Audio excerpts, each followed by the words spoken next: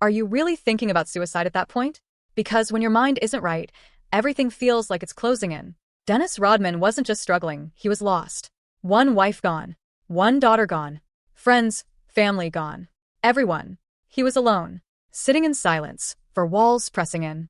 No cameras. No crowd. No bright lights. Just him and the thought. What should I do? Dennis got in his car and drove. Not to a friend. Not to a therapist. He drove to the Palace, Auburn Hills. The parking lot was empty. Still. Cold. He had a loaded gun in his lap and Pearl Jam blasting through the speakers. The music was loud, but not louder than what was screaming inside his head. He says he fell asleep. He doesn't remember if he passed out or just couldn't take it anymore. The gun was right there in his hand. One twitch, and it would have been over. But here's the thing. He wasn't trying to kill Dennis Rodman. He was trying to kill the old Dennis Rodman.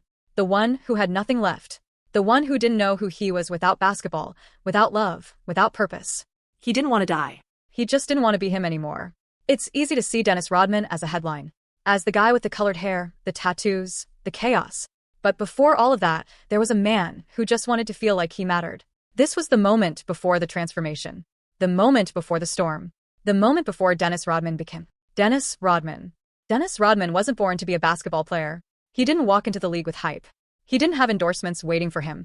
No cameras followed him around in college. No scouts predicted greatness. What he had was work. And a hunger no one else could match. Detroit. Late 1980s. The Motor City didn't want finesse. It didn't want flash. It wanted blood, sweat, and defense. It wanted guys who would dive headfirst for loose balls like the game depended on it, because it did. That's exactly who Rodman was. He wasn't just a part of the bad boys' Pistons. He was their engine. Game after game, Rodman threw his body into the fight. Elbows flying, knees bruised, rebounds ripped out of taller players' hands like they didn't belong to them. Dennis didn't need to score to break a team. He could change the course of a game without taking a single shot.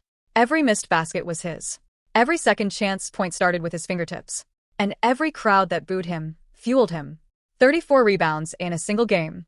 Back-to-back NBA Defensive Player of the Year awards. And championships earned through grit. Rodman was obsessed, not with the spotlight, but with angles, spin, positioning. He studied how the ball bounced off the rim from different shooters. He could tell, midair, exactly where it would land. While others wanted points, Rodman wanted possession. Because possession wins games.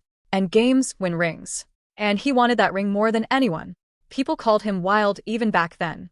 But that wasn't wildness. That was calculation. Controlled chaos. Hard work, raw, ruthless, and real. He didn't just rebound. He broke the other team's will. Detroit Pistons, NBA champions. Still, champions. Rodman wasn't the face on the billboard. He wasn't the guy with the last shot. But every team that beat Detroit had to go through Dennis Rodman. And almost none of them did. Something changed after Detroit. Dennis Rodman had the rings, the accolades, the respect. But inside he was still searching. For something bigger. Or maybe just something real. When the Pistons broke apart, Rodman drifted. He landed in San Antonio, but he didn't fit in, didn't want to. That's where the image began. The dyed hair. The piercings. The tattoos. The headlines. Dennis Rodman stopped trying to blend in. He started trying to stand out. People thought it was for attention. Maybe part of it was. But the truth? Rodman was building a shield. One color at a time. A mask that let him survive the storm inside. But the storm didn't stay hidden for long. Technical fouls became routine. Fines piled up. And the world started seeing him as something other than a basketball player. He was the villain. The freak. The rebel. Then came the moment that defined it all. Mid-game, Rodman dives for a loose ball. Crashes into a cameraman. And then he kicks him. Right there, on national television. The league was stunned. Fans were furious. Rodman? Suspended. Fined $25,000. Another stain on the resume. But here's the part people forget. He still showed up. Still hustled. Still grabbed more rebounds than anyone else on the floor. Beneath the madness, the makeup, and the mayhem, Dennis Rodman was still one of the greatest basketball minds of his generation. And then Chicago came calling. The most unlikely trio in NBA history was born. Michael Jordan, Scottie Pippen, and Dennis Rodman. Nobody believed it would work. But it did. Because Rodman didn't need to shoot. He didn't care about stats. He did the dirty work, again. Rebounds, screens, defense, and chaos. He'd guard centers twice his size. Box out forwards who had 40 pounds on him. Then, hours later, he'd be in Vegas, partying, disappearing, spiraling. Practice? Optional. Headlines? Constant. But come tip-off, he was locked in.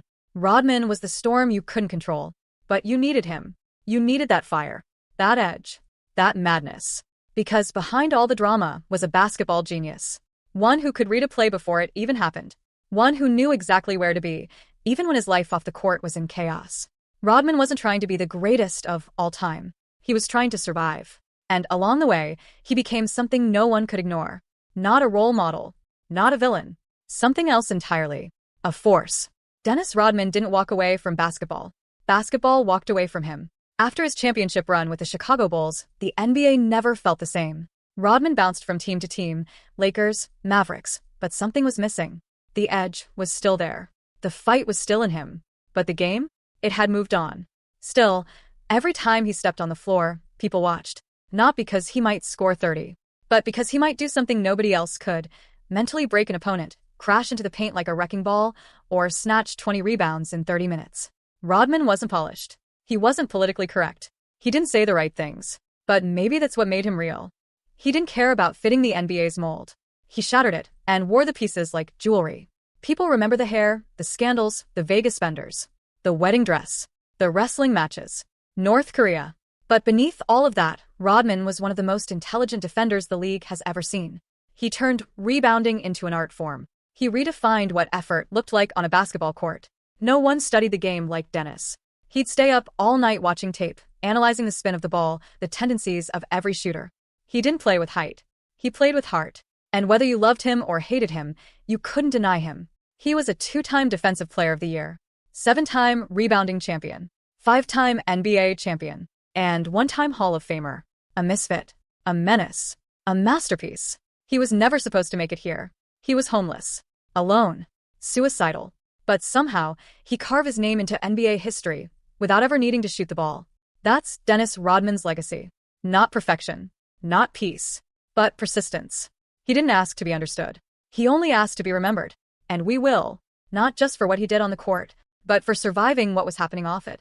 Because Dennis Rodman wasn't just a player. He was a story. And stories like his don't come around twice.